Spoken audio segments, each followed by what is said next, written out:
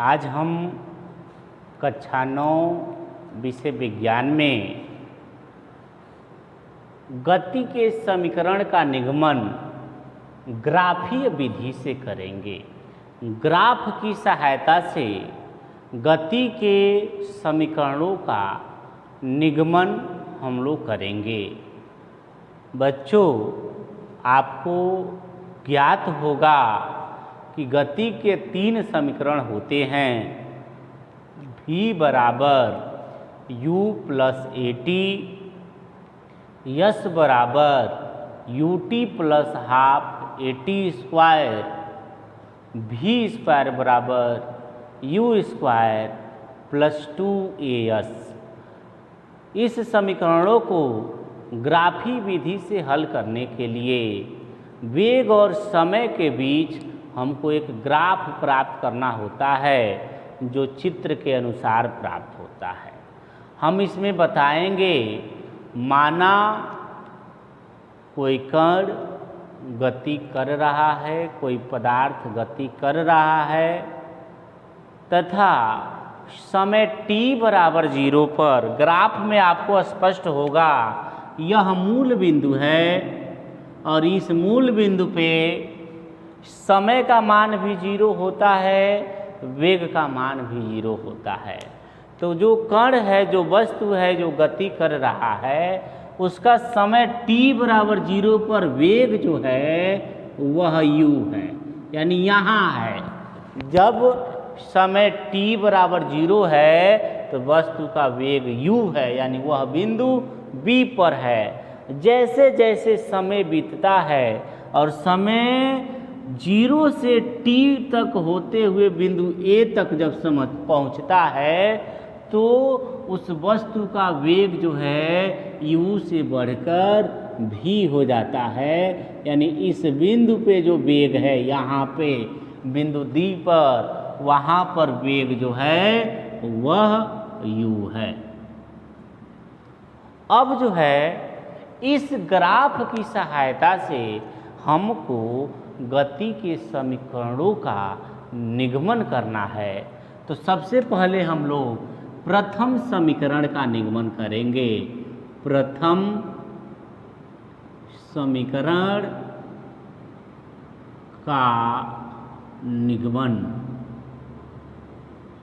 बच्चों, आप लोग को ध्यान होगा कि प्रथम समीकरण जो होता है वह v बराबर u प्लस at होता है। अब इसका निगमन हमको करना है, इसको क्या करेंगे, प्रूफ करेंगे।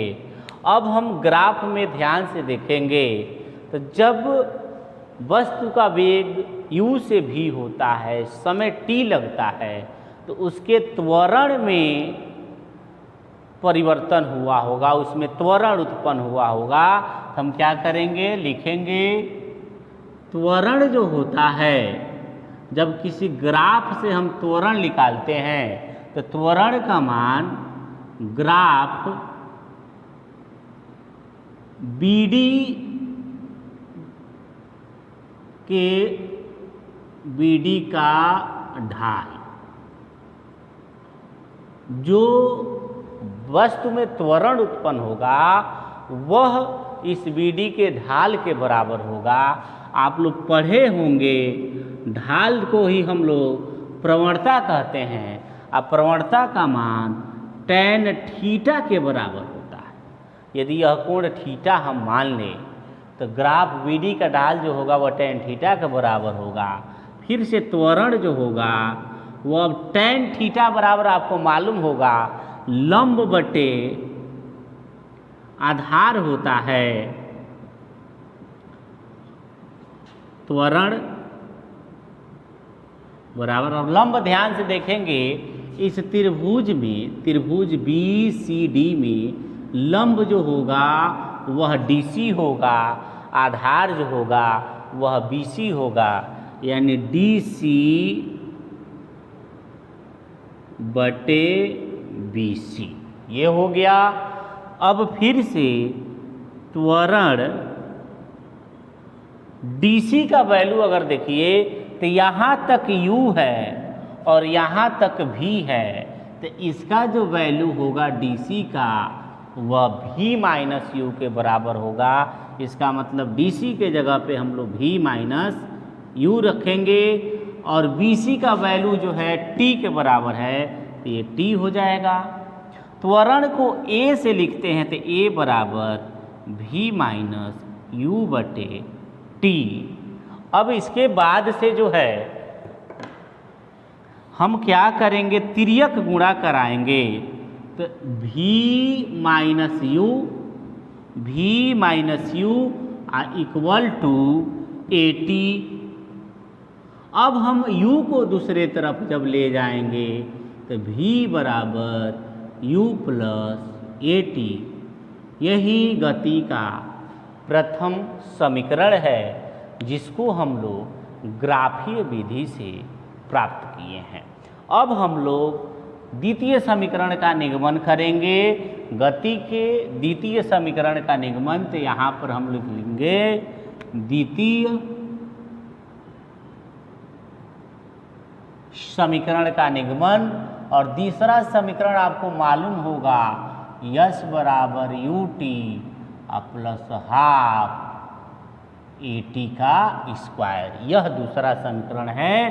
तो हम दूसरे समीकरण का अब निगमन करेंगे।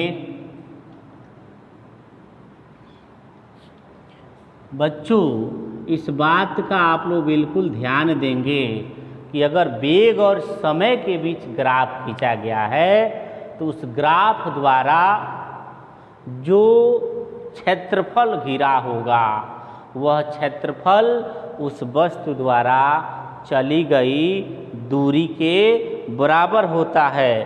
तो हम क्या करेंगे, द्वितीय समीकरण को निगमन करने के लिए लिखेंगे वस्तु द्वारा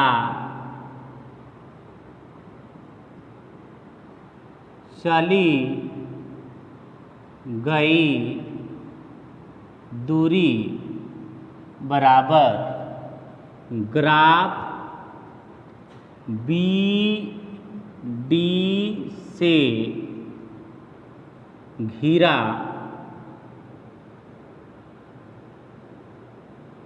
क्षेत्रफल।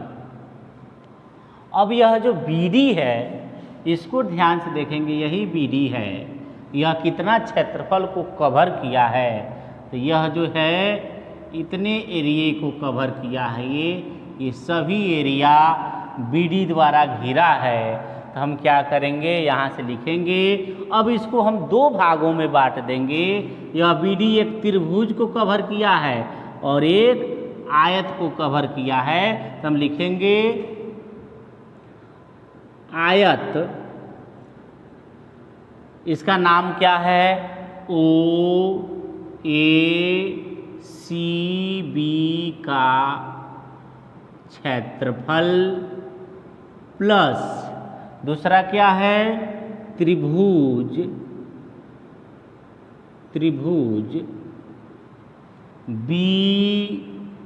BDC का क्षेत्रफल।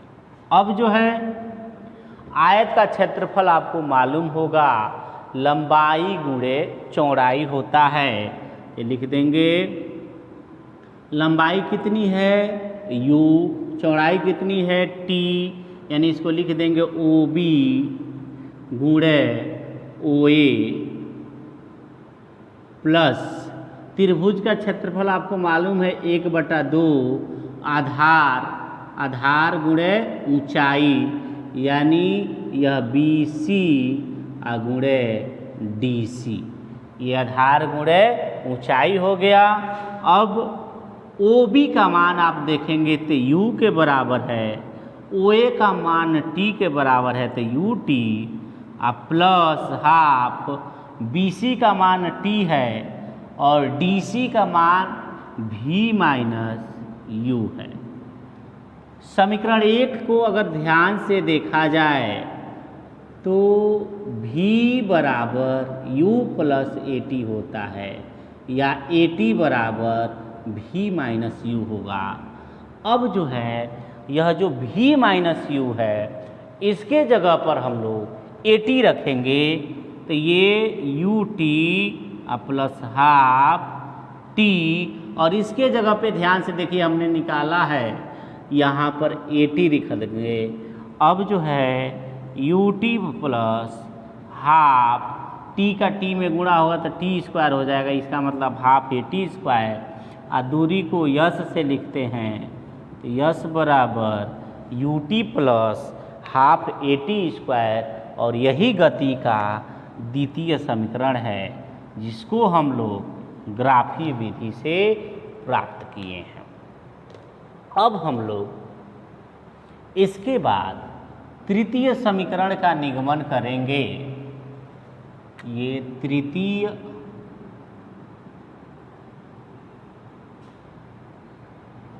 भी स्क्वायर बराबर यू स्क्वायर प्लस 2as।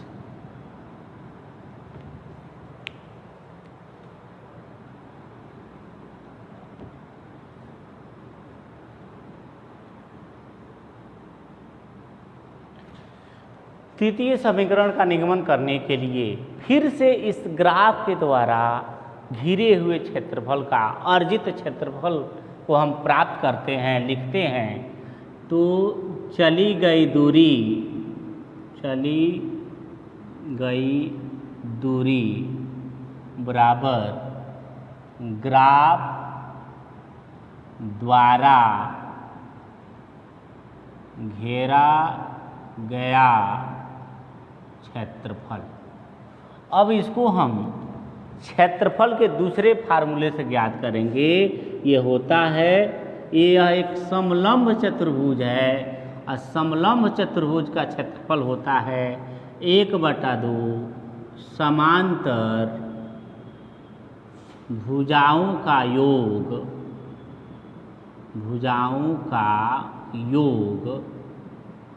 गुणे बीच की लंबवत दूरी। बच्चों, चली गई दूरी बराबर ग्राफ द्वारा घेरा गया क्षेत्रफल।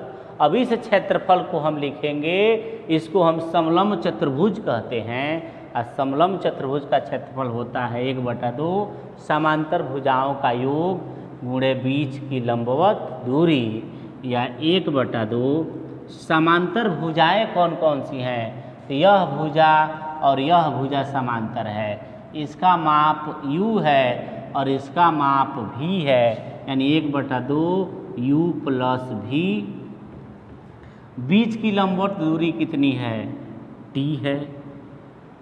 अब जो है दूरी को यस से लिखते हैं। फिर समीकरण 1 से, समीकरण 1 क्या कहता है, v बराबर u प्लस ए टी, या ए टी बराबर v माइनस u, या t बराबर v माइनस u बटे a।